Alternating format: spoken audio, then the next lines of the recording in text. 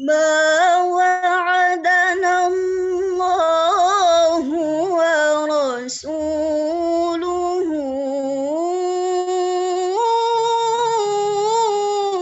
إلا غرورا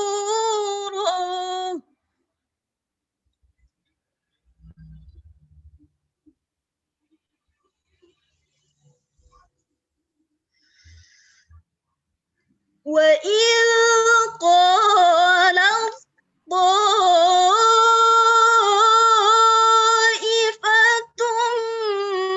منهم يا أهل يثرب لا مقام لكم فارجعوا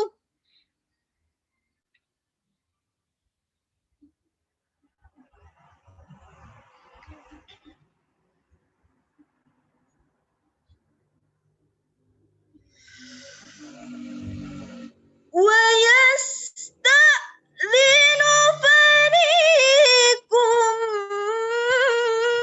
منهم النبي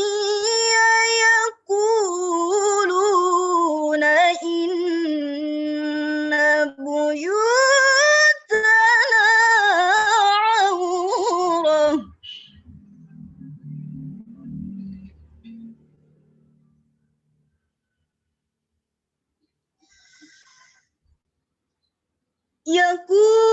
يقولون إن بيوتنا عورة وما هي بعورة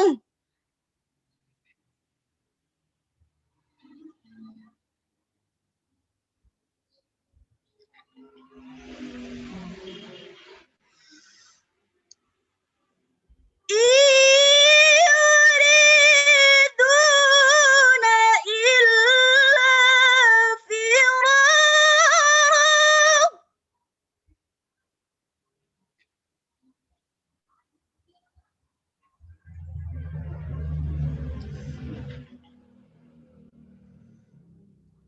ولو دخلت عليهم من أقطارها ثم سئلوا الفتنة لآتوها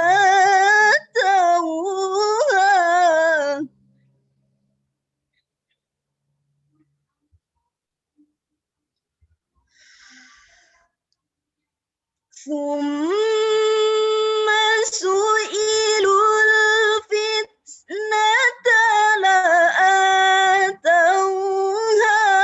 وما تلبثوا بها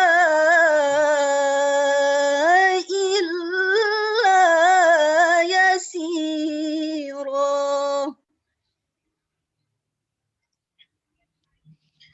صدق الله العظيم.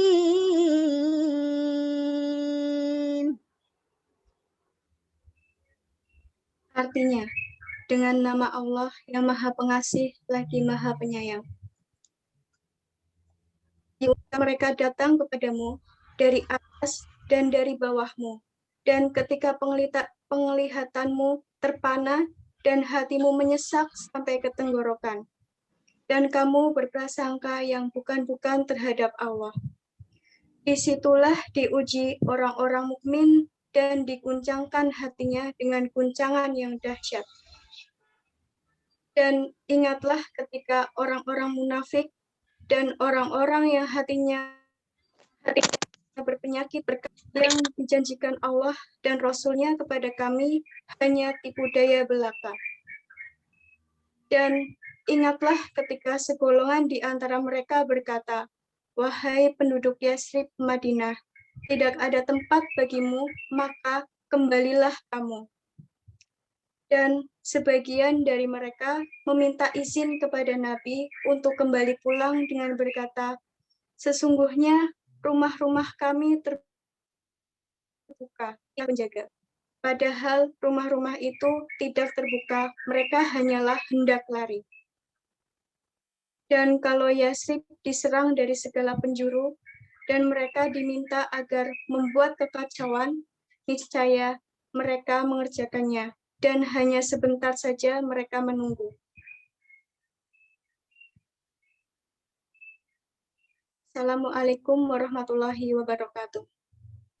Waalaikumsalam.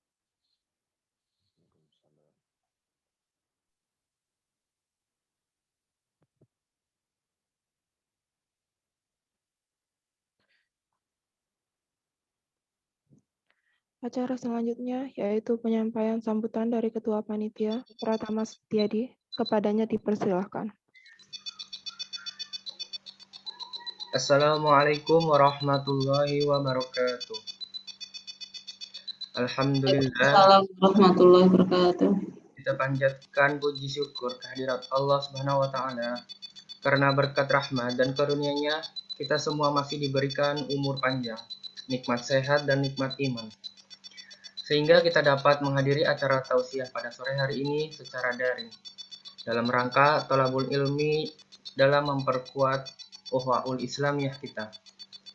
Kemudian salawat dan salam tidak lupa kita aturkan kepada junjungan kita Nabi Muhammad SAW yang telah membawa umat manusia dari alam jahiliyah ke alam yang Islamiyah. Yang saya hormati Bapak Joko Priyanto SPMSC selaku pembina Ikram. Yang saya hormati Ustadz Muhammad Ridwan Sanitya ST dan teman-teman yang turut hadir pada kegiatan kajian bulan ini. Pada kajian bulan ini, Ikram akan melaksanakan kegiatan tausiah dan istighosah dengan tema Aku berserah bukan berarti aku menyerah. Tujuan diambilnya tema ini adalah dari tawakal, yaitu untuk memperkuat iman, ihsan, dan bertawakal kepada Allah Subhanahu wa taala. Tausiah pada hari ini dihadiri oleh dosen-dosen baik dari jurusan analis maupun dari jurusan gizi. Saya ucapkan terima kasih kepada para dosen yang sudah menyempatkan hadir di acara tausiah pada hari ini. Semoga dapat menjadikan berkah untuk kita semua. Untuk mengawali kajian bulan pada hari ini, marilah kita ucapkan lafal basmalah. Bismillahirrahmanirrahim. Terima kasih saya sampaikan kepada Ustadz Muhammad Ridwan yang berkenan hadir pada hari ini untuk menyampaikan tausiahnya. Mudah-mudahan kita bisa memahami dan menerapkan apa yang beliau sampaikan di kehidupan sehari-hari. Kami pun berharap semoga acara kajian bulan ini membawa berkah, mendapat ridho dari Allah Subhanahu wa taala dan bisa berlangsung sebagaimana yang kita harapkan. Demikian yang saya dapat sampaikan. Saya selaku Ketua Panitia Kajian bulan kali ini memohon maaf atas kesalahan dan kekurangannya. Wabillahi taufiq wal hidayah. Wassalamualaikum warahmatullahi wabarakatuh.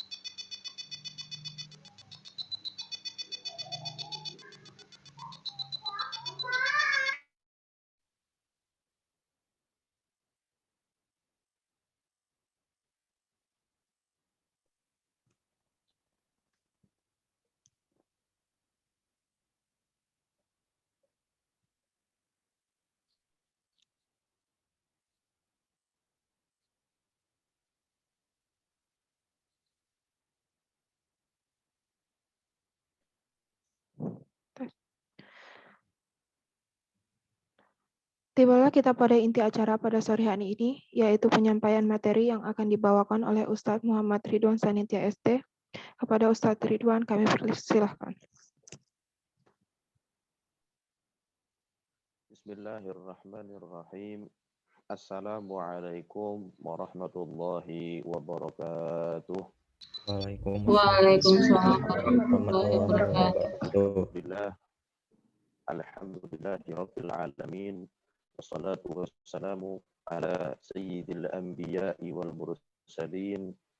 Sayyidina wa nabiyyina wa maulana Muhammadin. Wa ala alihi wa ashabihi ajma'in. Amma ba'du. Subhanaka la ilma lana illa ma 'allamtana إنك أنت العليم الحكيم رب اشرح لي صدري ويسر لي أمري واحلل عقدة من لساني يفقه قولي اللهم ارزقنا فهم النبيين وحفظ المرسلين وإلهام الملائكة المقربين اللهم أغننا بالعلم وزينا بالحلم وأكرمنا بالتقوى وجملنا بالعافية برحمتك يا أرحم الراحمين. Yang saya hormati para dosen Politeknik Kesehatan Semarang yang mudah-mudahan selalu dalam lingkaran berkah dari Allah Subhanahu wa taala. Tak lupa kepada para panitia dari Ikatan Persaudaraan Mahasiswa Muslim Poltekkes Semarang yang mudah-mudahan Allah tambahkan kepada antum semua semangat maupun ghirah di dalam menuntut ilmu. Tak lupa kepada sahabat-sahabat lainnya yang mendengarkan kajian virtual pada sore hari ini. Pertama dan yang paling utama adalah kita paksa diri kita untuk selalu bersyukur kepada Allah Subhanahu wa taala. Karena Allah pun tidak pernah bosan-bosannya memberikan kepada kita nikmat-nikmatnya. Maka sebagaimana Allah tidak pernah bosan memberhentikan pemberian nikmat-nikmatnya kepada kita, maka kita pun harus begitu kita paksa diri kita untuk selalu bersyukur kepadanya.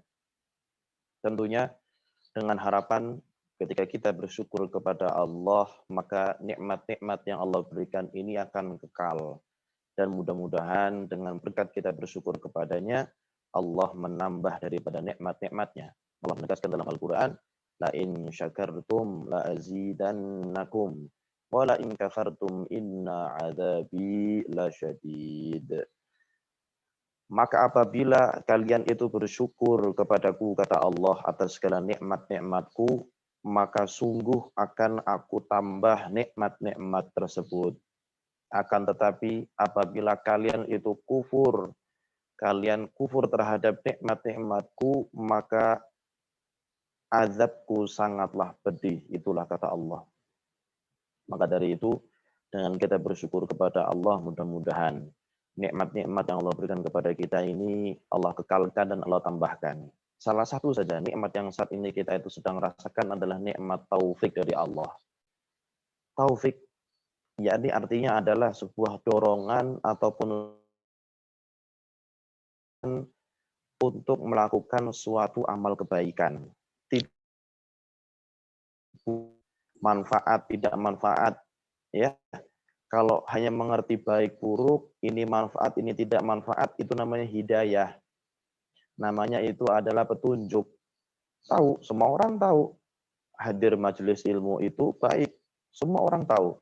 Dan ketika meninggalkan majelis ilmu atau bahkan mendatangi tempat-tempat kemaksiatan, semua orang tahu itu adalah perkara-perkara yang buruk.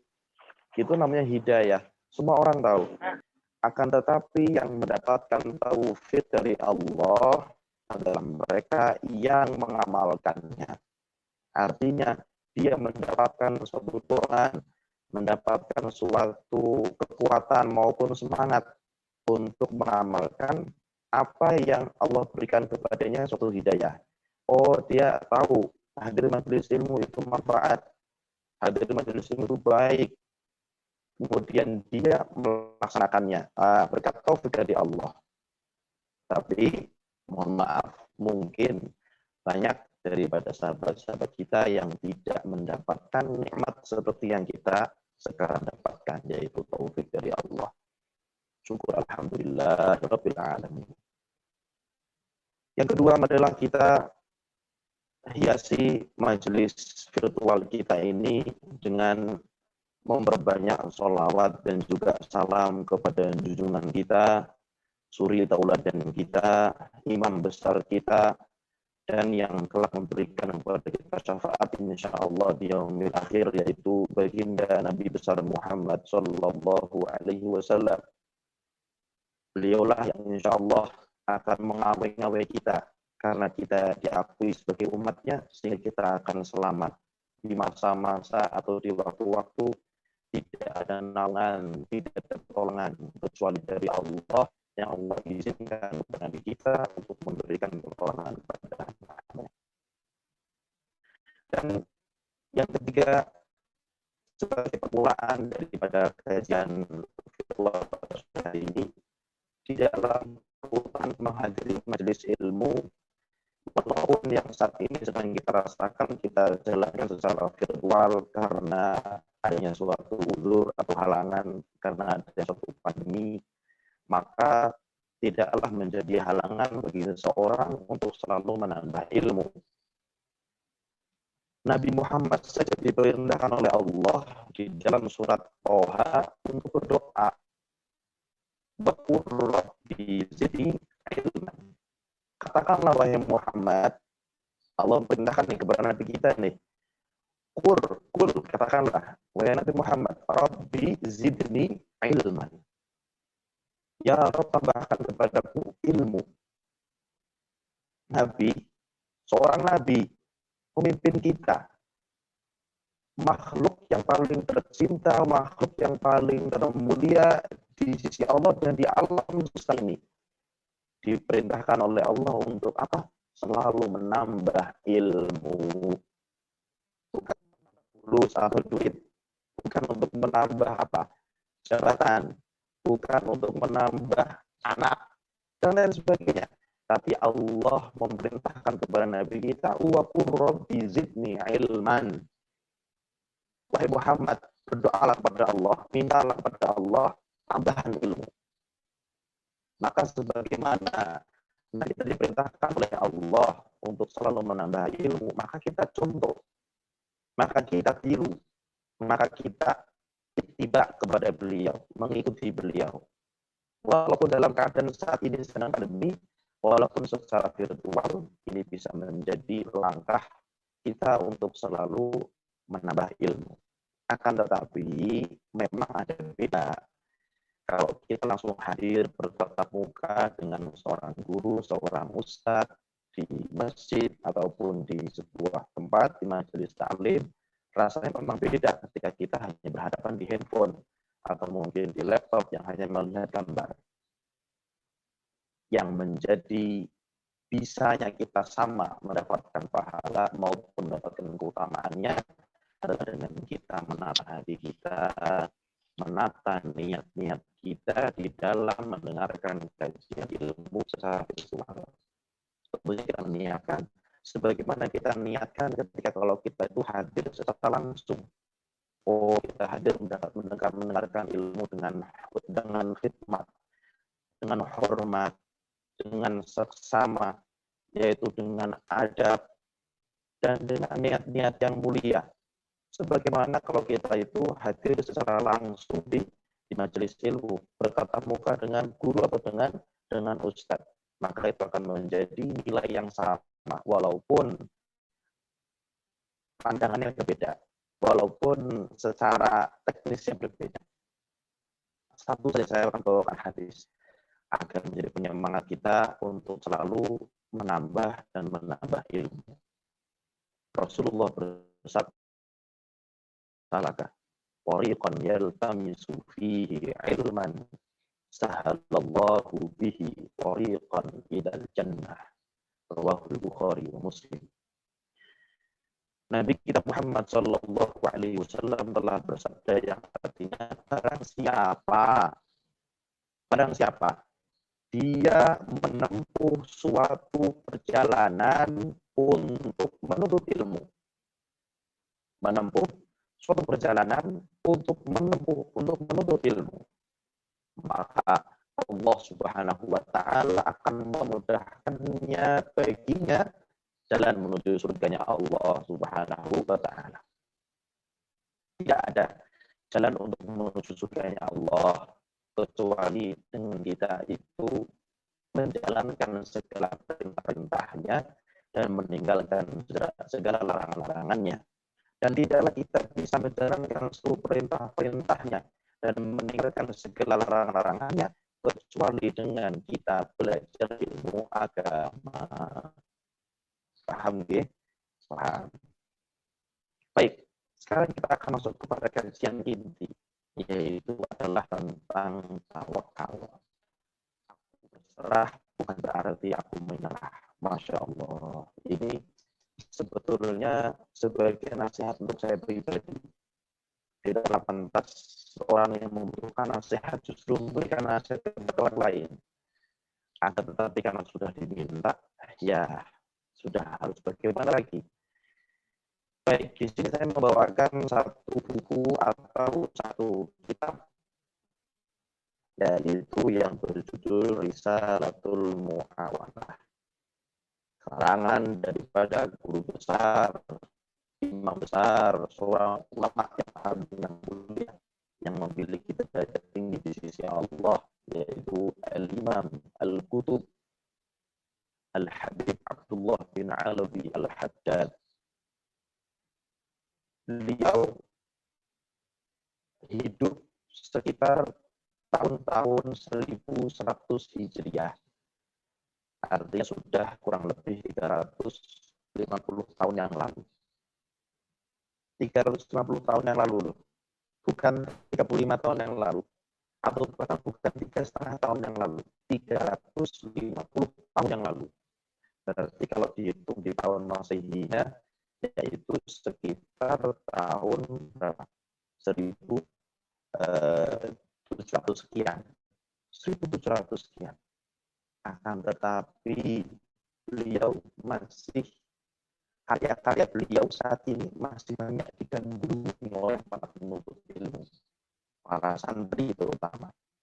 Dari mulai namanya kitab Nasoihudiyah, itu juga tulisan beliau. Ada kita sekarang sedang baca, kita akan kaji, yaitu kita Risalatul Mu'awanah. Ada juga kitab Risalatul Mudzakarah. Ada juga kitabnya beliau itu judulnya Al-Hikam. Dan kitab-kitab beliau yang lain-lainnya yang semua itu penuh dengan keberkahan, penuh dengan keikhlasan dalam beliau menulis, sehingga hal yang sudah beliau tulis 350 tahun kira-kira lamanya sampai saat ini dan akan terus-menerus itu karya-karya akan terus dibaca. Itulah yang namanya kemanfaatan dari ilmu, kemanfaatan dari sebuah karya tulis. Bagaimana seseorang itu dengan terus-menerus tidak berhenti, namanya manfaat, dan akan memberikan rantai pahala yang tidak terputus sampai hari kiamat. Rantai pahala tidak akan terputus. Dibaca, ilmu itu tetap diamalkan oleh bukan hanya ratusan ribuan orang, bahkan jutaan orang di dunia ini, bahkan mungkin miliaran orang, bukan Indonesia, bukan orang Indonesia, orang dari orang Hadramut, orang Yaman, luar negeri, Timur Tengah. Tapi kita yang di Indonesia, di Jawa, atau bahkan yang pelosok-pelosok pun membaca karya-karyanya beliau. Inilah salah satu bentuk keikhlasan seorang ulama yang besar, ulama yang agung di sisi Allah. Mereka menulis dengan ikhlas, betul-betul hanya mengharap ridhonya Allah Subhanahu wa taala. Maka terlihat cahayanya, terlihatlah hasilnya, terlihatlah manfaatnya yang betul-betul menyeluruh sampai seluruh dunia dan akan terus-menerus sampai hari kiamat insyaallah. Nah, di dalam kitab ini kita Risalatul Mu'awanah, pembahasan tentang tawakal itu sebetulnya masuk ke dalam bahasan-bahasan atau bab yang terakhir. Di sini tertulis adalah 5 bab yang terakhir adalah berupa tawakal. Padahal sebelumnya sudah banyak bab-babnya. Artinya membahas tentang tawakal ini bukan perkara yang mudah. Bukan perkara yang menjadi gerbang awal. Gerbang awalnya banyak. Karena ini termasuk daripada bab yang akhir. Artinya, di dalam mencapai makom tawakal ini perlu step by step. Tangga demi tangga. Langkah demi langkah. Untuk mencapai makom ataupun kedudukan orang yang minal mutawakkilin, orang yang bertawakal kepada Allah Subhanahu wa taala. Akan tetapi kita tidak putus semangat, kita tidak putus harapan untuk menggapai tingkatan tersebut. Tentunya dengan kita selalu berusaha, dengan kita selalu bersemangat dan kita selalu mencoba di dalam eksperimen-eksperimen kehidupan kita untuk kita itu sempurnakan yang sudah kita ikhtiarkan dengan kita sempurnakan dengan tawakal dan pasrah kepada Allah. Nah, di dalam Al-Quran, Allah Subhanahu wa Ta'ala menyebutkan beberapa ayat yang berkenaan dengan tawakal. Dan di situ Allah Subhanahu wa Ta'ala ada menyebutkan satu ayat yang sungguh sangat membuat kita itu terpukau. Apa itu? Bahwasanya Allah itu cinta kepada orang-orang yang bertawakal kepadanya. Innallaha yuhibbul mutawakkilin. Sesungguhnya Allah Subhanahu wa Ta'ala itu cinta. Allah itu suka kepada siapa? Orang-orang yang bertawakal kepadanya. Siapa yang nggak mau jadi yang dicintai oleh Allah? Siapa yang nggak mau jadi hamba yang dicintai oleh Allah? Semuanya mau. Karena itu adalah makom yang tinggi, kedudukan yang tinggi. Kedudukan yang semua dari kita itu kepingin mendapatkannya. Cintanya Allah. Kalau sudah dapat cintanya Allah, sudahlah. Segala sesuatu akan menjadi sirna, akan menjadi terkalahkan. Dan semua dosa-dosa kita akan diampuni oleh Allah. Dapat cintanya Allah. Nah, dengan kita bertawakal kepada Allah, kita mendapatkan cintanya. Nah, di dalam kitab ini disebutkan bahwasanya ketika seseorang itu bertawakal kepada Allah, maka Allah akan mencukupinya dan Allah akan memberikan kepadanya kemampuan. Itu juga berdasarkan firman-Nya Allah. Firman yang cukup panjang dalam surat Al-Falaq. Allah Subhanahu wa taala berfirman, "Wa may yattaqillaha yaj'al lahu makhraja wa yarzuqhu min haitsu la yahtasib wa may yatawakkal 'ala Allah fa huwa hasbuh. Innallaha balighu amrih qad ja'alallahu likulli syai'in qadra." Ini juga sebagai motivasi kita ini. Ayat ini berisi banyak nasihat. Ayat ini berisi banyak semangat. Ayo kita serap, ayo kita ambil, ayo kita implementasikan dalam kehidupan kita sehari-hari. Wa may yattaqillaha. Barang siapa yang bertakwa kepada Allah, dengan sekuat tenaga menjalankan seluruh perintahnya Allah, begitu juga dengan sekuat tenaganya meninggalkan semua larangan Allah. Yaj'al lahu makhraja. Allah menjadikan kepadanya solusi dari setiap permasalahan. Siapa dari kita yang nggak punya masalah? Hidup di dunia penuh dengan permasalahan. Hidup di dunia penuh dengan ujian. Kehidupan dunia isinya adalah ujian. Kalau kehidupan di surga isinya nikmat, tidak ada ujian, tidak ada kesedihan. Itulah kehidupan surga. Maka dari itu yang menjadi solusi utama memecahkan segala permasalahan adalah dengan bertakwa kepada Allah. Nasihat pertama. Nasihat yang kedua. Setelah takwa kepada Allah, selain tadi diberikan solusi dari setiap permasalahan, yang kedua, wa yarzuqhu min haitsu la yahtasib. Ini hebat juga nih. Khasiatnya orang bertakwa kepada Allah, Allah memberikannya kepadanya rizki dari jalan yang tidak dia sangka-sangka. Datangnya tidak disangka. Allah mendatangkan dengan begitu gamblangnya. Allah mendatangkan dengan begitu impossible-nya. Itulah Allah memiliki hak prerogatif. Wa yarzuqu min haitsu la yahtasib. memberikan rizki dari jalur yang tidak dia sangka-sangka. Siapa yang nggak mau dapat rizkinya dari Allah? Ya, jelas mau. Karena dari Allah itulah yang berkah. Ingat, berkah itu bukan hitungan banyak maupun sedikit. Tapi hitungan berkah adalah yang bagaimana ketika kita mendapatkan rezeki tersebut dengan cara yang baik, dengan cara yang halal.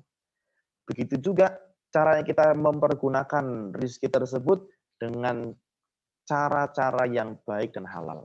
Itulah indikator berkah. Bukan yang banyak, bukan yang sedikit. Bisa jadi, tapi yang banyak yang Allah berikan itulah yang berkah. Cara mendapatkannya dan cara mempergunakannya dengan cara yang baik dan halal. Begitu juga rezeki yang sedikit juga bisa menjadi indikasi berkah. Karena di dalam mendapatkan dan mempergunakannya penuh dengan cara yang baik dan halal.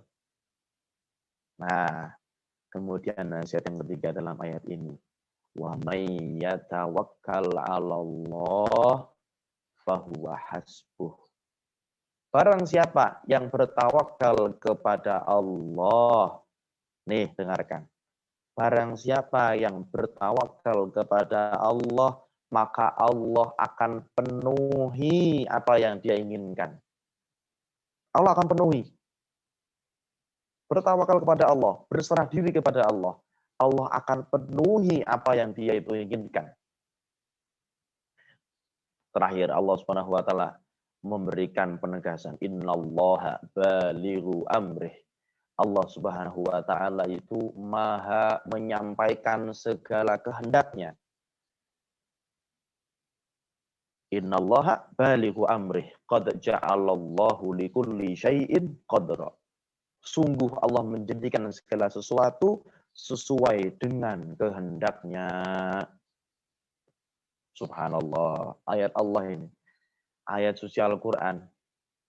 Ayat-ayat yang suci. Tidak ada ragu di dalamnya. Tidak ada rasa takut di dalamnya, di dalam mengamalkannya. Isinya apa? Harapan-harapan besar. Wahagada Al-Quran. Jadi orang yang bertawakal kepada Allah tadi akan dipenuhi segala yang dia itu ingin-inginkan. Apa yang dia itu harap-harapkan.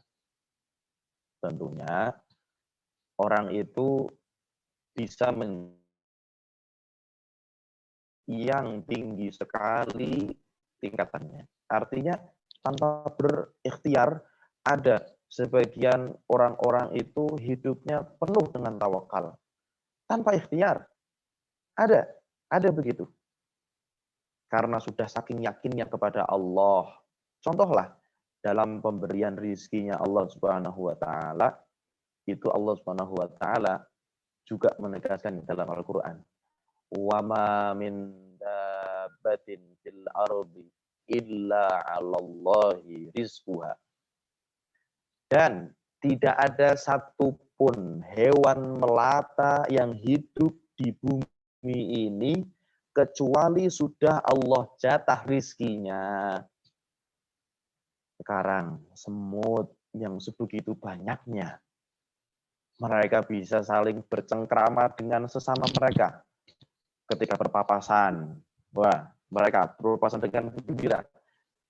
Mereka ketika mengambil makanan dengan bersama-sama.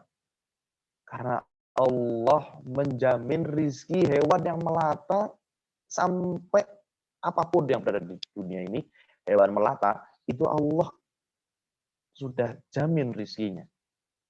Nah, kita yang bisa macam-macam, memiliki akal, memiliki hati, kok kita itu masih ragu-ragu kepada Allah. Tapi ini tingkatan yang tinggi, nggih, nyun sewu. Mohon maaf. Orang yang hanya bertawakal, kalau yang belum sampai kepada tingkatannya, maka jangan coba-coba. Jangan coba-coba. Takutnya hatinya nggak kuat. Hatinya kadang-kadang nggak kuat. Kecuali bagi orang yang sudah memang betul-betul kuat di dalam tingkatan tawakal. Tanpa berikhtiar. Ada ini seperti ini. Nah, bagi tingkatan yang tengah-tengah, seperti kita yang bisa kita itu amalkan adalah kita mengkombinasikan. Ketika kita berikhtiar, sudah dengan semampu tenaga kita, kemudian kita bertawakal kepada Allah. Karena ikhtiar tanda kita itu bersyariat kepadanya. Dikatakan dalam Al-Quran juga, bahwasanya yang artinya Allah tidak akan merubah keadaan suatu kaum kecuali kaum tersebut sendiri yang merubah keadaannya. Innallaha la yughayyiru ma biqaumin hatta yughayyiru ma bi anfusihim. Sesungguhnya Allah Subhanahu wa taala tidaklah merubah keadaan suatu kaum kecuali kaum tersebutlah yang berusaha untuk mengubahnya. Artinya apa? Nilai ikhtiar di sini. Adanya usaha yang kita lakukan. Nah, setelah usaha kita lakukan, kita menyerahkan segala yang sudah kita usahakan kepada Allah. Kita serahkan semuanya. Mau hasilnya baik, mau hasilnya buruk, mau hasilnya setengah-setengah, biasa-biasa saja. Kita tidak ada tendensi kepada apa yang sudah kita ikhtiarkan. Karena kita sudah berpasrah diri kepada Allah.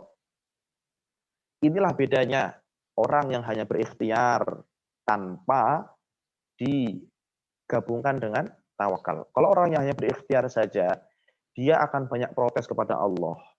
Hati-hati. Orang yang hanya bersandar kepada apa yang dia usahakan, maka ketika yang dia dapatkan tidak sesuai dengan apa yang dia usahakan, dia akan protes kepada Allah. Na'udzubillahi min dzalik. Mudah-mudahan kita tidak tergolong kepada golongan yang tersebut. Jadi ada 3 tingkatan, nggih. Yang pertama tadi orang yang paling rendah nih, hanya berikhtiar saja tanpa adanya tawakal kepada Allah. Ini berbahaya. Karena tadi yang saya sampaikan, ini akan membawa seseorang hamba itu protes kepada Allah.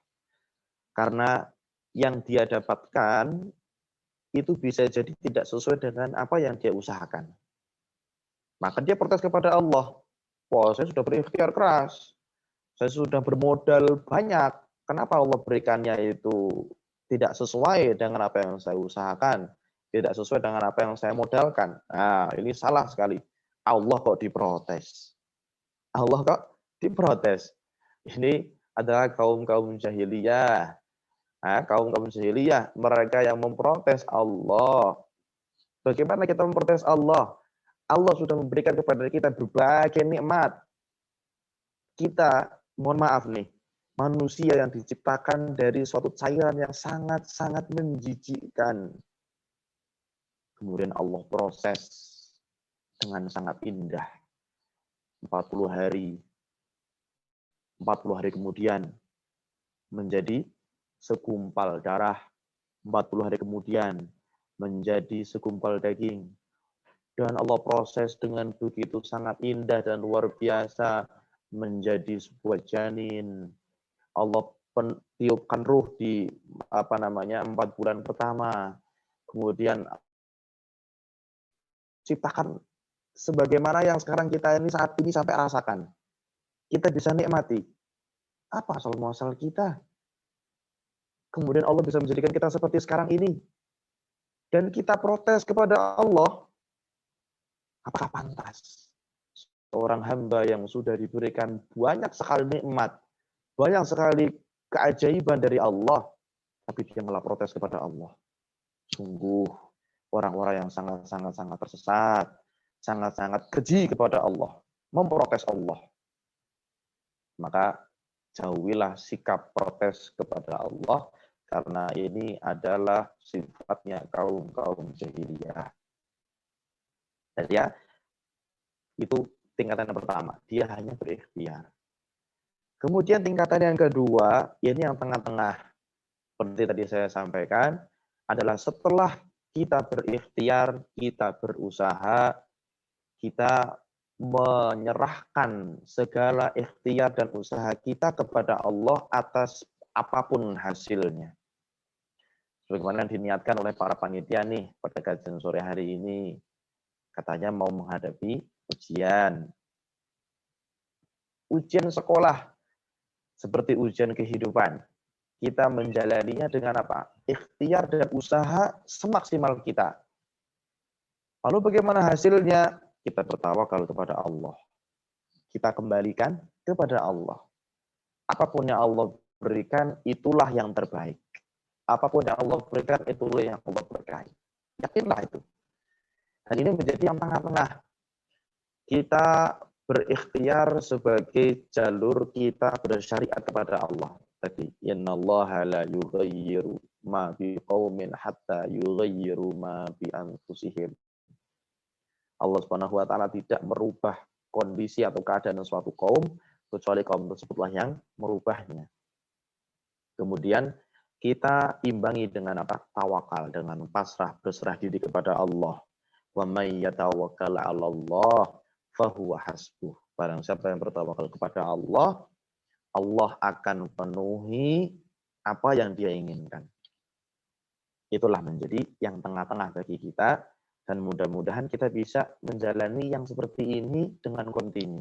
Dalam setiap ujian kita, bukan hanya untuk ujian perkuliahan, ujian kehidupan kita, di keluarga kita, dengan sanak famili kita, ataupun ujian-ujian yang lainnya yang sangat ini nih, sedang ujian yang menyeluruh kaum muslimin, atau bahkan kaum manusia di dunia ini, yaitu dengan adanya pandemi COVID-19. Ini menjadikan kita belajar sebetulnya. Bagaimana kita itu tidaklah hanya berikhtiar. Orang kalau yang hanya berikhtiar, mohon maaf, jadinya jadi orang yang ketakutan. Ketakutan itu nggak apa-apa, tapi jangan sampai berlebihan. Kita harus imbangi dengan apa? Keyakinan, pasrah, tawakal kepada Allah setelah kita berikhtiar. Sehingga hati kita tenang. Hati kita tidak ragu atau tidak gundah gulana. Karena kita yakin apa yang Allah berikan ini yang terbaik. Setelah kita berikhtiar, kita itu bertawakal kepada Allah. Ya, dalam segala kondisi kehidupan kita, kita usahakan sekali imbangi yang namanya ikhtiar dan juga bertawakal kepadanya. Kemudian tingkatan yang tinggi, yang paling tinggi yang ketiga ini adalah orang-orang yang hanya bertawakal kepada Allah. Ini tingkatan yang istimewa. Tingkatan yang paling tinggi. Sudah tidak ada protes, ya, tidak ada lagi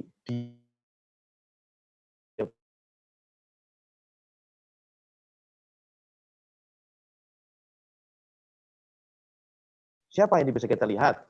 Yaitu para ulama-ulama ataupun para wali-wali Allah yang secara zahirnya, kalau kacamata kita orang awam, wah orang-orang kayak gitu tuh kerjanya nggak jelas, nggak punya mata pencaharian, ya nggak ada bisnis ataupun wirausaha yang dijalani. Lah kok mobilnya kok Alphard, lah kok rumahnya kok banyak, ya lah kok harta kekayaannya kok bisa banyak. Kemudian dengan kita melihat seperti itu, apakah kita kemudian ingkar kepada Allah? Bahwa Allah itu tidak adil kepada kita? Ya tidak. Allah memberikan kepada hambanya dengan adil. Dengan sesuai apa yang diyakini oleh hamba-hambanya. Allah memberikan sesuatu atas besarnya yakin kita kepada Allah. Seperti tadi, orang-orang yang sudah mencapai makom atau tingkatan yang betul-betul tawakal secara full dengan Allah, tanpa harus mereka berikhtiar, mereka akan mendapatkan apa yang mereka akan mendapatkan dari Allah sesuai apa yang mereka yakini. Dan kita tidak boleh mengingkarinya, atau bahkan kita bersuudzon kepada mereka. Ya Allah, suudzon itu adalah perbuatan syaitan, bukan perbuatannya orang muslim atau mukmin. Itu bisikan syaitan.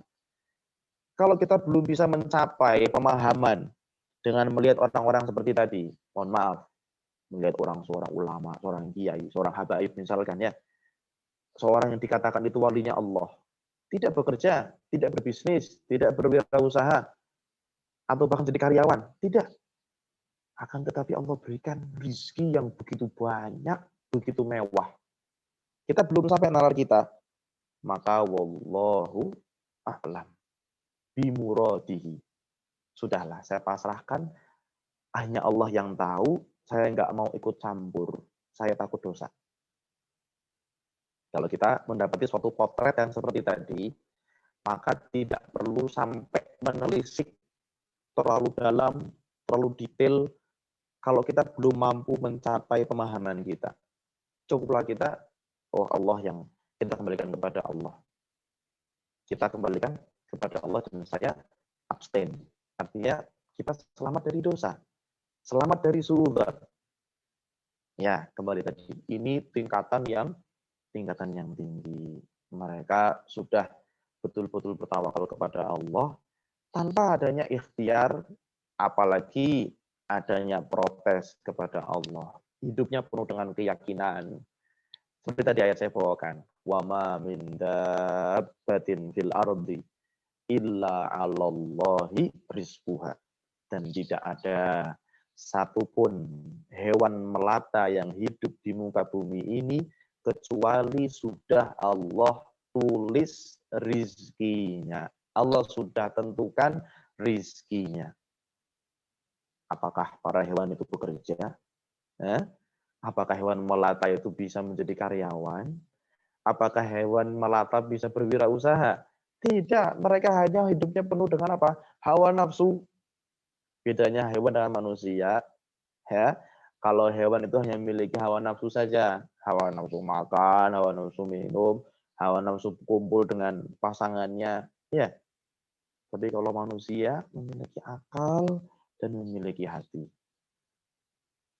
Maka mohon maaf, menjadi seorang manusia tapi seperti tidak memiliki akal dan tidak memiliki hati, maka apa bedanya dengan hewan? Mohon maaf. Maka kita harus syukuri betul kita dimiliki nikmat akal, diberikan nikmat hati. Ini pemberian yang sangat besar dari Allah Subhanahu wa taala, membuat kita menjadi makhluk yang mulia. Menjadi makhluk yang mulia di atas makhluk Allah, maksudnya adalah hewan dan juga tumbuhan. Kalau makhluk Allah yang mulia itu para malaikat dan lain sebagainya. Nah, kemudian di dalam bertawakal kepada Allah Subhanahu wa taala, tadi sudah saya sampaikan tentang keutamaannya. Kemudian ada tingkatan-tingkatannya, ya. Tingkatan-tingkatan dari orang-orang yang bertawakal.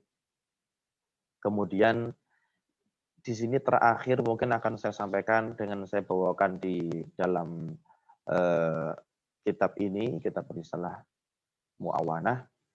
Di sini dituliskan bahwasanya dasar ataupun pondasi utama tawakal kepada Allah yaitu adalah dia sudah pasrah di dalam hatinya bahwa segala sesuatu itu terjadinya karena kehendaknya Allah.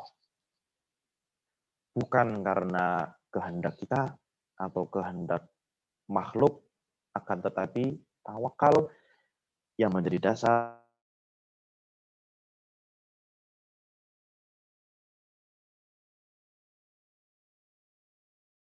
kekuasaan dari Allah Subhanahu wa taala. Tentu orang seperti itu adalah orang-orang yang pasrah.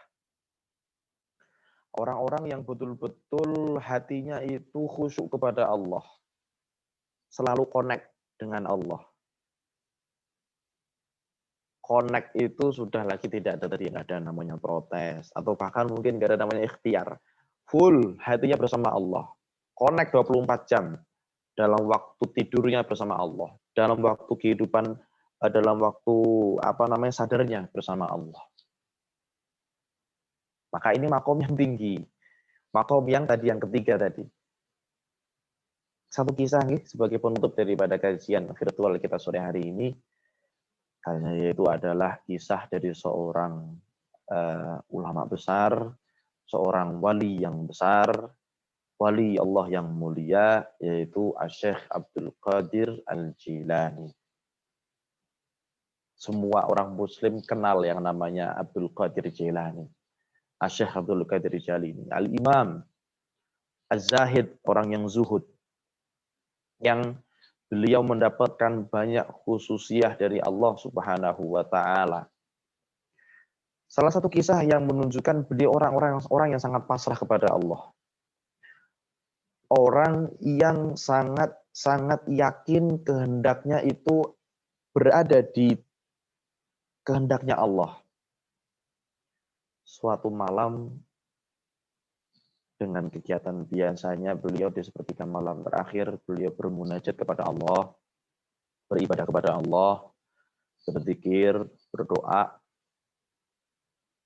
Di suatu malam itu beliau mendapatkan suatu kejadian yang sangat-sangat membuat kita terheran-heran. Apa itu? Beliau ketika sedang beribadah, khusyuk bermunajat kepada Allah, Allah datangkan satu ekor ular yang besar menghampiri beliau. Beliau sedang sendirian di tempat beliau beribadah. Ini saking khusyuknya, saking tenang dan pasrahnya kepada Allah, beliau tidak menghiraukan sama sekali ular yang datang. Tapi nyuruh sewu, ini jangan ditiru, ini tingkatan yang sangat-sangat tinggi. Kita sedang sholat aja, ada tikus lewat langsung kita teriak, langsung kita itu lompat kok. Ya, tapi ini tingkatan yang tinggi. Dan ini real terjadi. Maka saya ceritakan untuk kita itu mengerti dan kita percaya bahwasanya ada manusia-manusia yang istimewa. Manusia-manusia yang luar biasa. Salah satunya beliau, Syekh Abdul Qadir Jailani. Sedang beribadah, sedang bermunajat, datang seekor ular besar. Dan beliau sibuk beribadah, sibuk berzikir kepada Allah, berdoa. Ular ini tidak hanya menghampiri beliau, tetapi perlahan ular ini masuk ke dalam jubah atau gamisnya beliau, melilit ke dalam seluruh tubuh beliau, sampai masuk ke badan beliau, ke dada beliau, dan beliau ular ini tadi, kepalanya muncul dari sini, kerah daripada gamisnya beliau, di hadapan muka beliau. Ya Allah, ini kalau terjadi betul kepada seseorang yang saat ini kita sedang temui, sudah yakin pasti kita kepengen ketemu sama orangnya. Sangar ben bahasa gitu. Tapi itu sudah terlewat. Zaman Syekh Abdul Qadir Jailani sudah lama beliau meninggal dunia. Sekarang menjadi nama sebagai teladan yang sangat monumental. Ketika ular ini di hadapan wajahnya Syekh Abdul Qadir Jailani, beliau tetap asik, beliau tetap tetap sibuk beribadah. Tidak goyah sedikit pun. Padahal badannya dililit oleh ular tersebut. Ia mungkin merasa, tapi saking beliau ini khusyuknya kepada Allah, pasrah tawakalnya kepada Allah, seperti berusaha tidak ngereken, tidak memperdulikan. Kemudian karena sudah dalam tingkatan ular ini tidak bisa atau sangat tidak dihiraukan oleh Syekh Abdul Qadir Jailani, ini ular dengan sendirinya pergi. Ini ular menghilang, ya, dengan apa? Dengan lesannya dengan lesannya Syekh Abdul Qadir Jailani yang penuh dengan keyakinan. Ular ini pergi. Dan setelah itu tidak mengganggu lagi. Nah, di dalam kesempatan yang lain, ini ternyata datang satu nur, satu cahaya. Ada di kesempatan yang lain, datang juga cahaya. Dan di dalam cahaya ini berbicara, wahai Abdul Qadir, engkau oleh Allah sudah dihalalkan dari segala hal yang diharamkan olehnya. Sehingga engkau bebas melakukan apapun yang bahkan Allah itu haramkan. Itu juga dengan kekhusyuan beliau, dengan tawakalnya beliau. Tidak goyah sedikit pun. Beliau berkata, "Ikhsya ya lain." Pergilah wahai yang dilaknat oleh Allah. Karena beliau tahu, itu tadi yang datang, itu adalah godaan atau jelmaan. Bukan asli. Wahakala begitulah orang yang tawakal dan pasrah kepada Allah. Diberikan sebuah keyakinan tentang suatu hal yang mungkin kacamata orang awam melihatnya berbeda dengan kita. Karena kita diberikan oleh Allah suatu keyakinan, suatu kemantapan. Berkat ketawakalan kita kepada Allah. Akhirnya tadi cahaya itu ternyata seperti meledak dan menjadi asap. Boom. Menjadi asap. Menjadi asap, menjadi asap. Ternyata itu bukan nur dari Allah, tetapi itu jelmaannya jin yang ingin menggoda Syekh Abdul Qadir Jailani. Tidak berhenti di situ. Itu tadi asap juga berbicara. Wahai Abdul Qadir, sesungguhnya ini adalah godaanku kepada banyak para wali-wali Allah sehingga mereka itu jatuh, runtuh, dan tergoda olehku. Tetapi engkau tidak, engkau orang mulia. Jadi dia itu sebetulnya dia seperti dipuji-puji oleh jin tadi. Dan tidak terhiraukan sama sekali. Tidak merasa bangga diri. Nah, itu jin. Tahu dia. Saking tawakalnya kepada Allah. Diberikan suatu pemahaman, suatu kemantapan, untuk keyakinan atas segala cobaan. Tapi ya tadi ya, ini adalah tingkatan-tingkatan yang tinggi, tingkatan-tingkatan yang mulia, yang kita saat ini itu bisanya menyebut nama-nama beliau-beliau sebagai tabarukan kita, mengharap keberkahan dari Allah dengan menyebut nama-nama ulama-ulama, nama orang-orang yang memiliki kedudukan khusus di sisi Allah. Mudah-mudahan sebagai wasilah kita, penyambung kita, agar kita juga semakin dekat kepada Allah. Dan juga saya memberikan sebuah close statement, tadi tetap kita itu jalankan ikhtiarnya, dan kita juga lengkapi dengan tawakal kita kepada Allah, kita melengkapi yang syariat dengan yang hakikat.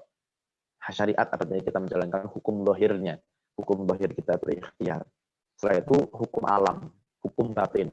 Kita bertawakal kepada Allah, mana yang Allah berikan, itulah yang terbaik. Sehingga bukan menjadikan kita sebagai orang menyerah. Orang bertawakal bukan menyerah. Karena apa? Orang bertawakal itu justru orang yang meyakini pemberian yang Allah itu yang terbaik. Bukan orang yang menyerah. Setelah dia berikhtiar, dia berusaha, dia mempasrahkan segala usaha dan ikhtiarnya kepada Allah. Maka ini bukan berarti menyerah, akan tetapi justru dia itu meningkat menjadi seseorang yang yakin atas pemberian-pemberian yang Allah berikan, dan yakin bahwa itu adalah pemberian yang terbaik untuknya. Kiranya sekian kajian tentang tawakal, tentang berserah diri kepada Allah, bahwa berserah diri bukanlah tanda menyerah. Mudah-mudahan Allah berikan dari apa yang telah kita pelajari bersama, dan mudah-mudahan Allah berkahi apa yang kita pelajari bersama ini.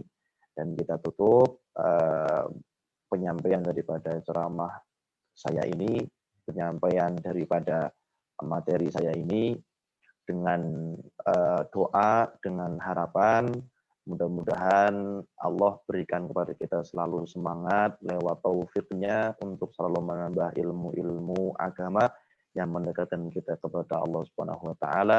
Amin Allahumma amin. Dari saya cukup sekian, saya kembalikan kepada MC. Wal afu minkum. Assalamualaikum warahmatullahi wabarakatuh.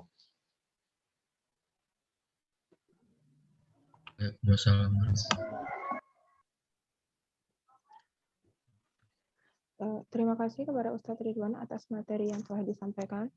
Sebelum memasuki sesi tanya jawab, kami selaku panitia meminta maaf bahwa pembimbing kami pada hari ini tidak dapat bergabung karena adanya halangan. Lanjut ke acara selanjutnya adalah sesi tanya jawab. Silakan kepada teman-teman jika ada pertanyaan bisa disampaikan melalui chat Zoom atau langsung on mic.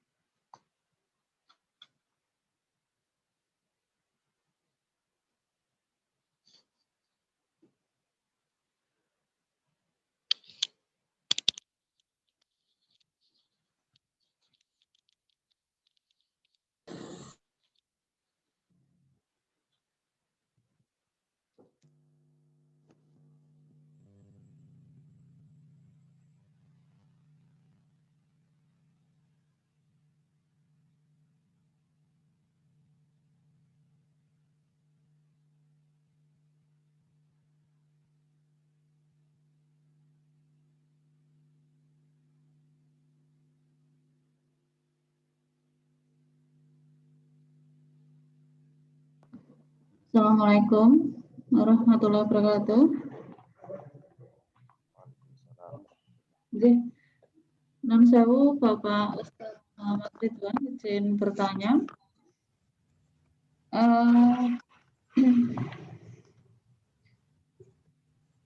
Sedikit menyimpang dari topik ya, mohon maaf. Sesuai dengan surat Al-Imran ayat 190 sampai 191, di situ diterangkan bahwa ciri-ciri orang cerdas adalah selalu mengingat Allah dalam kondisi apapun. Mohon maaf, mungkin saya sedikit awam. Yang dimaksud di sini adalah dalam kondisi apapun kita harus selalu mengingat pada Allah. Padahal sementara maaf lah ya, kita kontaknya dengan mahasiswa atau mungkin dengan dosen itu mungkin antara keseimbangan antara duniawi dengan persiapan untuk menuju ke sananya itu harusnya 50-50, tetapi mohon maaf mungkin sedikit mungkin banyak melalaikan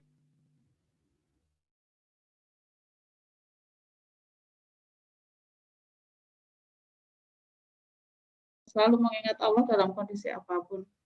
Matur suwun, mohon penjelasan dan pencerahannya. Bismillahirrahmanirrahim. A'udzu billahi minasyaitonir rajim. Inna fi khalqis samawati wal ardi wa ikhtilafil laili wan nahari laayatil liulil albab. Inilah ayatnya. Alladzina yadhkuruna Allaha qiyaman wa qu'udan wa 'ala junubihim wa yatafakkaruna fi khalqis samawati wal ardi Rabbana ma khalaqta hadza batilan subhanaka faqina adzabannar. Jadi konteks daripada ayat ini betul, yaitu adalah mensifati orang-orang yang diberikan oleh Allah akal sehat atau kecerdasan, yaitu adalah mereka yang berusaha untuk selalu mengingat Allah, berzikir kepada Allah dalam setiap kondisi, dalam kondisi duduk dimanapun. Kita kadang duduk di ruang keluarga dengan bersama keluarga kita, maka janganlah hanya untuk duduk kita itu seperti halnya membuang waktu dengan percuma tanpa adanya berzikir kepada Allah. Minimal kita membaca di dalam hati kita, minimal ada nyebut Allah, atau di dalam pikiran kita tidak lepas dari Allah, tidak lalai dari Allah. kemudian dalam kondisi nyaman, dalam kondisi berdiri, atau di dalam apa namanya, wa qu'udan wa ala junubihim, dan di dalam keadaan berbaring. Kita kalau mau tidur itu juga apa? Kita disunahkan untuk berzikir kepada Allah, membaca doa-doa, mengingat kepada Allah. Jadi di dalam kondisi, di dalam setiap aktivitas kita tetap dalam zikir kepada Allah. Kecuali kalau dalam kamar mandi, maka kita jangan berzikir menggunakan lafaz atau lisan kita. Cukup dalam hati. Kalau mau membaca doanya, lebih utama sebetulnya sebelum masuk kamar mandi baca doa dulu. Tapi kalau sudah kadung masuk, ya sudah. Baca doanya tapi dalam hati, jangan dilafadzkan. Karena sebuah larangan kita melafadzkan lafaz-lafaz Allah dan lafaz-lafaz Rasulullah di dalam kamar mandi.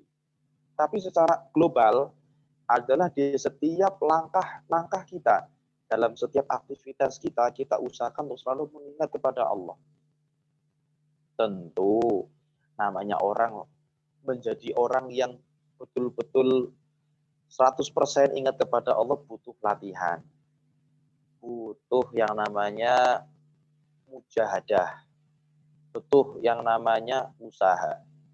Minimal kita mau berusaha. Seperti tadi Ibu yang menanyakan, seperti dalam kehidupan di kampus, menjadikan lalai dari Allah.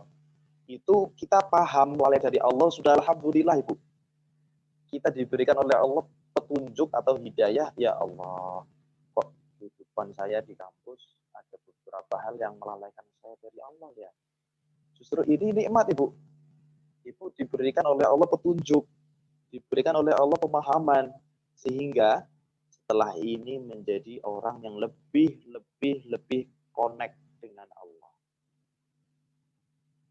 Nah, kurang lebih itu yang bisa saya jawab Ibu. Jadi intinya adalah menjadi orang yang betul-betul 100% ingat kepada Allah, butuh yang namanya usaha, butuh yang namanya mujahadah. Usaha, semangat, ya, percobaan-percobaan.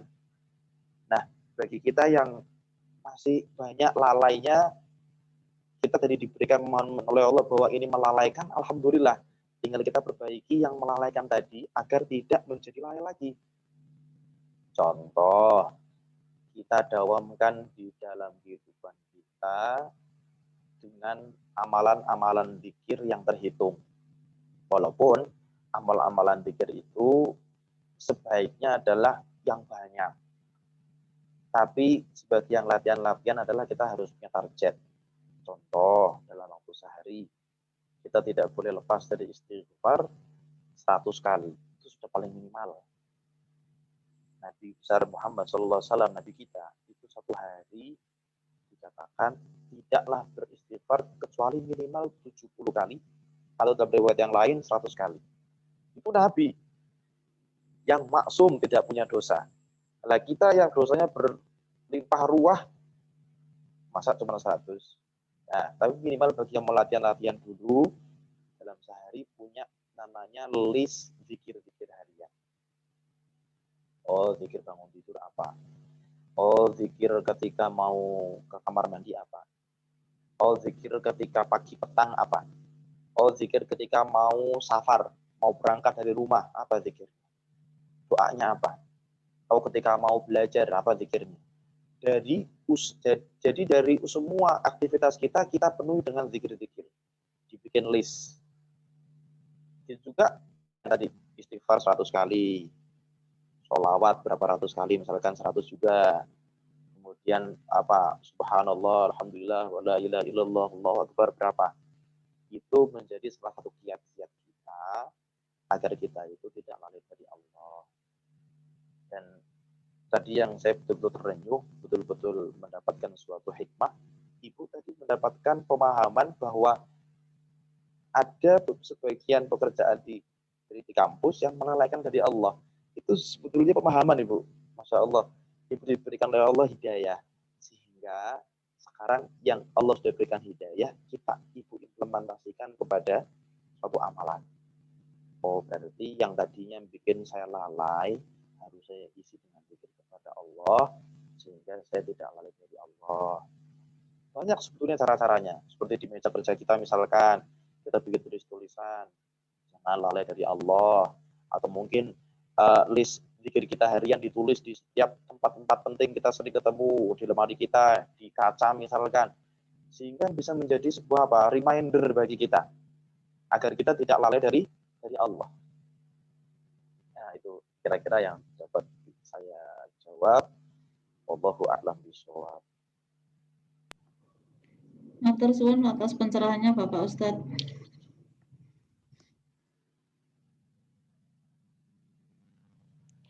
Oke Bapak, selanjutnya ada pertanyaan kedua dari Silviana Julianti. Assalamualaikum Ustadz, mohon izin bertanya, bagaimana cara untuk mengurangi overthinking atau rasa khawatir tentang masa depan kami? Misalnya khawatir apakah kami mampu membahagiakan orang tua kami. Terima kasih. Bismillahirrahmanirrahim. Untuk meminimalisir namanya overthinking atau di dalam bahasa Arabnya tulul amal. Dalam bahasa Arabnya tulul amal, yaitu adalah panjang angan-angan. Itu akan membuat kita itu seperti orang yang kebingungan, seperti orang yang dipenuhi rasa khawatir. Nah, caranya bagaimana? Caranya adalah dengan memperbesar ikhtiar dan harapan kepada Allah Subhanahu wa Ta'ala. Jadi kita sibukkan diri kita dengan ikhtiar-ikhtiar dan juga dengan kita lengkapi pasrah kepada Allah. Kita semua punya harapan, kita semua punya cita-cita, kita semua punya keinginan-keinginan. Tapi tadi, kalau kita tidak berserah diri kepada Allah atas apa nanti hasilnya setelah kita berikhtiar dengan semaksimal kita, ya, maka kalau kita nggak bertawakal kepada Allah, maka kita akan menjadi orang yang overthinking, akan menjadi orang yang penuh dengan kekhawatiran. Maka cara yang paling mudah, tadi yang pertama, sibukkan untuk berikhtiar. Contoh, saat ini seorang pelajar, seorang mahasiswa yang menjadi jalur keriduan orang tua adalah memperoleh predikat yang baik di dalam ilmu yang sedang sekarang ini ditekuni. Apapun itu ilmunya, apapun itu pelajar apa, mau pelajar agama sebagai santri, maupun pelajar mahasiswa sebagai ilmu formalnya, yang menjadi ridhonya orang tua saat ini kita adalah apa? Kita mendapatkan predikat yang baik, hasil yang baik, ilmu yang bermanfaat. Itu yang menjadi ikhtiar utama kita yang saat ini kita kejar. Karena tidaklah step yang akan datang dari kita angan, apakah kelak kita bisa menyenangkan orang tua. Tidaklah step yang jauh itu bisa kita lampaui, bisa kita dapatkan dari step awal sekarang ini yang sedang kita jalani. Maka jangan terlalu sibuk dengan yang jauh-jauh sehingga melalaikan yang saat-saat ini. Penting juga kita memikir yang jangka panjang, tapi bukan berarti fokus kepada ke sana sehingga yang jangka pendek ini kita lalaikan. Maka mana bisa kita mencapai yang step jauh, tetapi yang step saat ini tidak kita tuntaskan dengan baik. Maka tadi sebagai seorang pelajar yang saat ini orang tua ridho kepada kita karena kita mendapatkan ilmu yang bermanfaat, mendapatkan predikat ataupun hasil yang baik dari proses pembelajaran kita. Sudah itu. Setelah itu nanti apa prosesnya, step by step kita penuh dengan ikhtiar, penuh dengan usaha semaksimal mungkin, dan juga kita lengkapi dengan bertawakal kepada Allah Subhanahu wa Ta'ala. Mungkin itu yang bisa saya jawab pada saya tanggapi. Wallahu a'lam.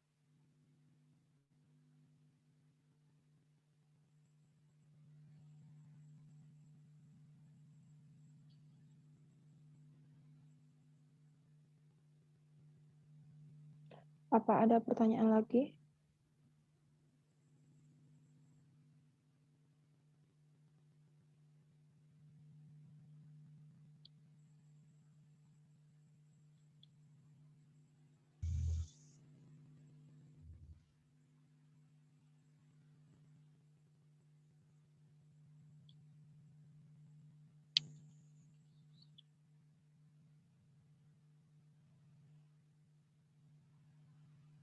Nggih, Mbak, dipersilakan. Terima kasih atas kesempatan yang telah diberikan. Izin bertanya, Ustadz. Dalam hadis yang diriwayatkan oleh Tirmizi dan Nasai, dalam hadis tersebut itu Rasulullah berkata, tinggalkanlah apa saja yang meragukanmu dan kerjakanlah apa saja yang tidak meragukanmu. Semisal dalam ikhtiar kita terdapat keraguan, itu bagaimana Bapak?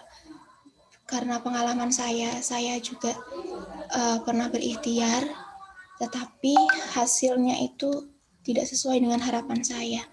Dan dalam hati saya itu juga diselimuti oleh rasa bersalah karena merasa ini saya ragu, kenapa saya berikhtiar di kondisi tersebut, begitu Bapak. Dan minta sarannya juga Bapak, bagaimana caranya menghilangkan rasa bersalah itu. Terima kasih Pak. Bismillahirrahmanirrahim. Hadisnya berbunyi, qala Rasulullah sallallahu alaihi wasallam, da' ma yaribuka ila ma la yaribuka. Tinggalkanlah segala hal yang membuatmu ragu kepada hal yang tidak membuatmu ragu. Ingat, keraguan atau was-was datangnya adalah dari bisikan syaitan. Was-was datang dari bisikan syaitan. Sebenarnya ada dua sebab was-wasan itu. Tapi yang satu sebab lainnya itu lebih kepada ibadah kita, yaitu sebab kekurangan ilmu. Satu sebabnya karena bisikan syaitan, yang kedua adalah karena apa? Kurangnya ilmu. Maka kita kadang kalau sholat atau kadang wudhu muncul was-was, muncul keraguan. Itu karena apa? Ada bisikan setan dan juga ada kekurangan daripada ilmu pemahaman kita. Maka tetaplah bersemangat untuk selalu menambah ilmu, terutama ilmu agama yang membuat kita dapat menjalankan perkara-perkara yang wajib bagi diri kita. Ibadah-ibadah yang wajib itu semangatlah di dalam menambah ilmu agama tersebut. Nah, kembali kepada tadi.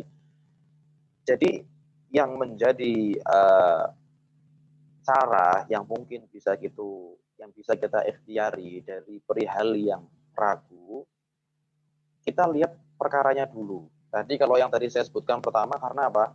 Masalah ibadah. Ya, kalau masalah ibadah maka ya tadi dengan kita itu perluas atau perdalam ilmu agama. Sehingga bisa menjadi benteng daripada was-wasan ataupun keraguan kita. Tapi kalau di dalam urusan kehidupan sehari-hari, berhubungan dengan orang tua, mungkin kali ini urusan jodoh, ya kadang muncul keraguan dari hati seorang anak, tapi dari pihak orang tua itu seperti yakin sekali gitu, padahal anaknya masih ragu. Maka kalau perkara-perkara yang sifatnya seperti ini berhubungan dengan pihak lain, maksudnya pihak lain itu adalah sesama daripada manusia, mungkin keluarga atau teman, maka ini bisa lewat dua jalur. Yang pertama, dengan kita kepada Allah, meminta pilihan yang terbaik dari Allah. Namanya istikharah, minta pilihan terbaik. Barangkali satu pilihan sudah kita rasakan cocok nih, tapi kita tetap istikharah untuk menambah kemantapan dan keyakinan. Itu nggak apa-apa. Nggak apa-apa.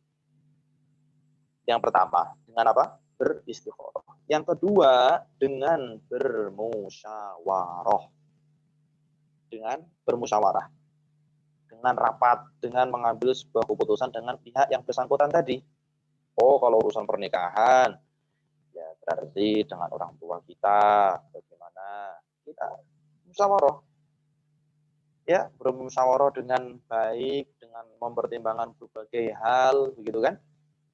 Itu bisa membawa kita kepada apa? Keyakinan, kemantapan, dan meninggalkan yang ragu dengan beristikharah dan juga dengan kita bermusyawarah. Kalau di dalam suatu potret kehidupan yang buat kita pribadi tanpa adanya hubungan dengan pihak lain, maka cukuplah kita meminta keyakinan dari Allah Ta'ala. Minta keyakinan dari Allah Ta'ala. Atau meminta nasihat ataupun meminta petunjuk dari seorang yang kita yakini dia bisa memberikan kepada kita petunjuk dan orangnya amanah. Contoh orang tua kita, contoh kakak kita mungkin yang dekat, yang betul-betul bisa amanah, bisa memberikan kepada kita tuntunan. Contoh bagi para santri memiliki kiai, guru, ya, ustadznya bisa memberikan sebuah kemantapan. Itu kalau urusan pribadi mungkin bisa melewat jalur tersebut. Sehingga apa yang mungkin kita pahaman kita tentang apa yang sedang kita usahakan mungkin 50%. Tapi karena kita itu mendapatkan tuntunan atau mungkin mendapat nasihat atau mendapat keyakinan dari guru kita, ustadz kita, ataupun dari kakak kita, orang tua kita, atau siapapun yang bisa membuat kita itu yakin, kita percaya itu amanah orangnya, bisa menambah kemantapan kita jadi 100%. Kan begitu bisa. Nah, jadi banyak cara untuk menggapai sebuah keyakinan, menghilangkan segala keraguan. Tinggal dilihat dari apa yang menjadi permasalahannya. Itu saya jawab. Wallahu a'lam.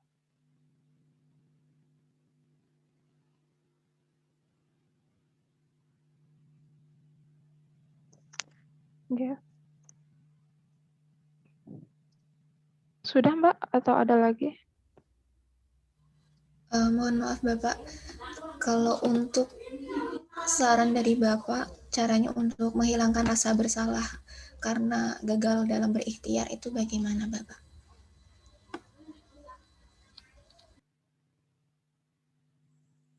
Selama rasa bersalahnya itu tidak mendatangkan rasa protes kepada Allah, maka manfaatkanlah sebagai rasa introspeksi diri. Ya, selama tidak ada unsur protes kepada Allah atas segala yang sudah kita itu ikhtiarkan, kita usahakan, tidak unsur protes kepada Allah, tapi kita merasa bersalah, kita merasa ya Allah kok begini, saya itu seperti ini, maka jadikanlah itu momen-momen untuk kita berintrospeksi diri dan segera move on. Segera move on. Jangan terlalu terperosok ke dalam masa-masa bersalah. Harus kita lawan. Harus kita lawan dengan melihat kita memiliki masih banyak tanggungan-tanggungan nih. Masih banyak masa-masa yang belum kita itu lalui nih. Masih banyak umur-umur atau mungkin masih banyak cita-cita yang belum kita sampai kepadanya. Itu dengan melihat apa masa depan kita. Nah, tadi pertama dengan apa? Kita jadikan ini saat-saat untuk berintrospeksi diri, tapi jangan terlalu terperosok. Jangan terlalu terjerembab. Kita harus langsung kepada move on, melihat kepada masa depan kita. Jangan sampai kita nanti terlambat atau bahkan nanti kita teroverlap oleh dunia atau mungkin teroverlap dengan saingan-saingan kita. Nah, segera move on selama tidak ada rasa protes kepada Allah. Tapi kalau sudah sampai ada rasa protes kepada Allah, maka harus bertaubat kepada Allah dengan taubatan nasuha. Berbanyak istighfar, berbanyak sedekah, ya, beramal-amal ibadah, karena itu akan merubah atau menghilangkan rasa protes kita kepada Allah dan membuat hati kita tambah yakin kepada Allah. Mungkin itu yang bisa saya berikan saran. Terima kasih Bapak.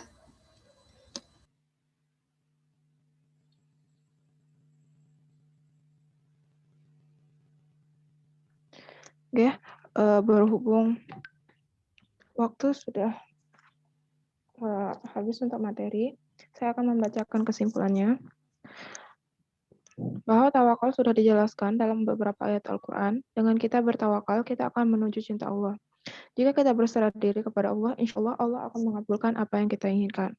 Adapun ikhtiar harus dibarengi dengan tawakal, agar sesuai dengan perintah yang telah diperintahkan. Sebagai contoh, Setelah kita berusaha, lalu serahkan kepada Allah bagaimana hasilnya, dan kita harus berpasrah akan hal itu. Adapun dalam tawakal, bahwa dasar atau fondasi utama tawakal kepada Allah, bahwa semua hal terjadi akibat kehendak Allah dan dasar tawakal kepada Allah. Kita akan melanjutkan ke acara berikut, yaitu pembacaan doa sekaligus zikir yang akan dipimpin langsung oleh Ustadz Muhammad Ridwan Saniti ST. Kepada Ustadz Ridwan kami persilahkan. Baik, jadi bisa ditampilkan ya teks atau lafaz-lafaznya. Ini kita ambilkan dari bacaan Asmaul Husna, nama-nama Allah yang agung, nama-nama Allah yang suci, yang bisa menjadi wasilah atau penghubung kita atas segala hajat-hajat kita. Maka kita yang mengikuti kajian virtual pada sore hari ini, kita baca dengan hati yang betul-betul khusyuk, mengharap keridhaan Allah, dengan membesarkan harapan kita kepada Allah, menyampaikan segala hajat-hajat kita kepada Allah. Kita baca bersama-sama bacaan Asmaul Husna dengan nada ataupun dengan cara membaca yang sudah biasa kita itu jalani bersama. Mari. Bismillahirrahmanirrahim. Billahi badana walhamdulillah.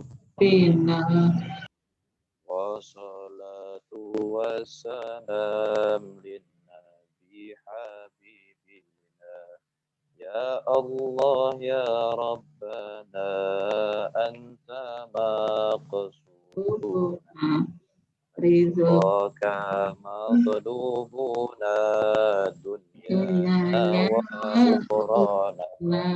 Ya Rahmanu ya Rahim, ya Maliku ya Quddus, ya Salamu ya Mu'min, ya Muhaiminu ya Aziz, ya Jabbar Mutakabbir, ya Khaliqu ya Bari, ya Musawwiru ya Ghaffar, ya Qahharu ya Wahhab, ya Razzaqu ya Fattah, ya Alimu ya Qabih, ya Basitu ya Khafid, ya Rafi'u ya Mu'iz, ya Mudhillu ya Sami', ya Basiru ya Hakam, ya Adlu ya Latifu, ya Khabiru ya Halim,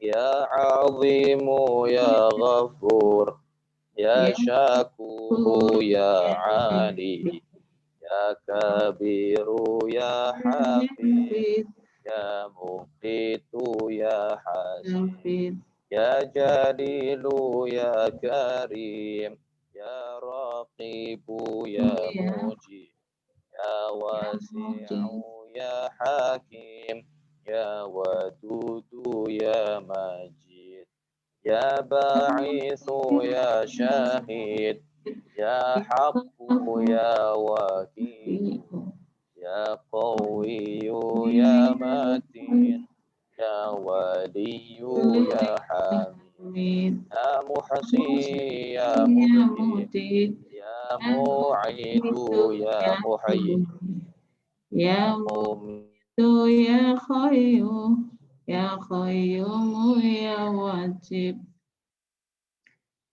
ya Wahid, ya Ahadu ya Samad, ya Qadir, ya Muqtadir, ya Muqaddim, ya Muakhir, ya Awwalu ya Akhir, ya Baqinu ya Wali, ya Wali Muta'ali, ya Barru ya Tawwabu, ya Muntaqimu ya Awu, ya Ra'ufu ya Malik, Malikal Mulki al Jalali wal Ikram, ya Muqsitu ya Jami', ya Ghaniyu ya Mughni, ya Mani'u ya Dhar, Ya Qarib. Nafi'u ya Nur, Ya Hadi ya Badi,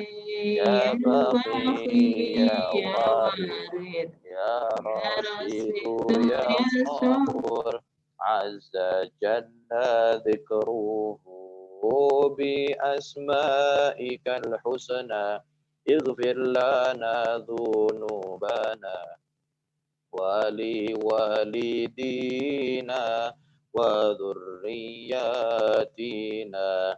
كفر عن سيئاتنا واستر على عيوبنا واجبر على نقصاننا وارفع درجاتنا وزدنا علما نافعا ورزقا واسعا حلالا طيبا وعملا صالحا ونور قلوبنا ويسر أمورنا وصحح أجسادنا دائم حياتنا إلى الخير قربنا عن الشر باعدنا والقربى رجاؤنا آخرا نلنا المنى بلغ مقاصدنا واقضي حوائجنا والحمد لإلهنا الذي هدانا صل وسلم على طه خليل الرحمن وآله وصحبه إلى آخر الزمان. قبول بأسرار الفاتحة.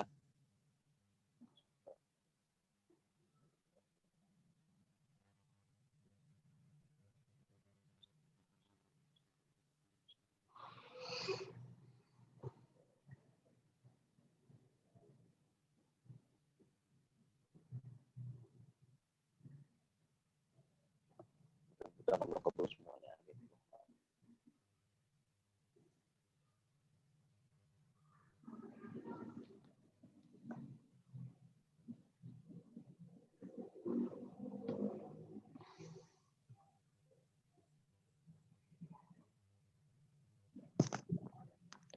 Baik, terima kasih kepada Ustadz Ridwan yang sudah memberikan tausiahnya serta memimpin kami dalam doa dan zikir kali ini.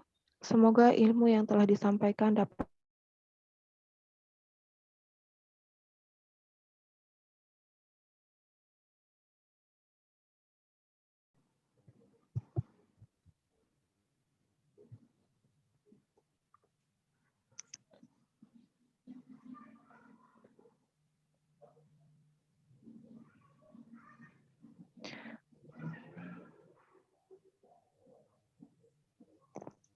Baik, sebelum acara kita tutup, kita mengadakan sesi foto terlebih dahulu dengan Ustadz Ridwan.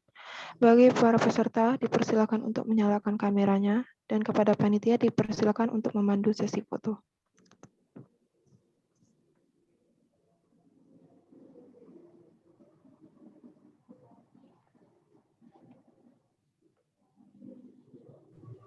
Baik, dimohon untuk para hadirin untuk menghankamkan kameranya. Dimulai dari slide 1, 1, 2, 3.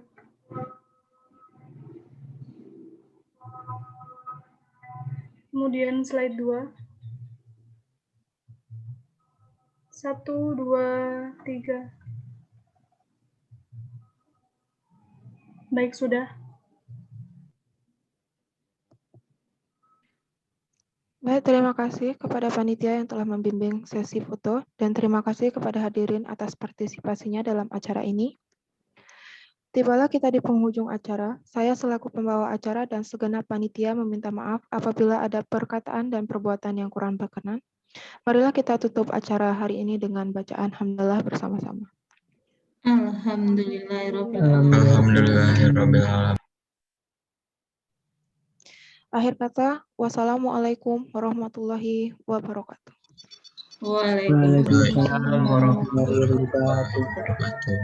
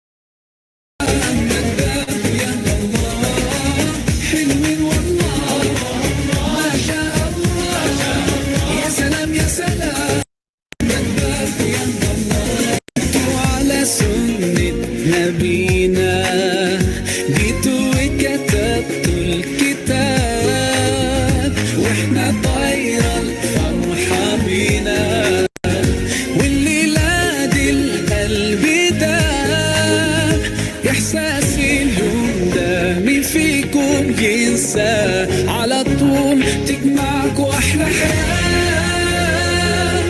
أجمل فرحة في حياة كل ليلة، حلوين والله ما شاء الله، يا سلام يا سلام نداك يا الله، حلوين والله ما شاء الله، يا سلام يا سلام نداك يا الله.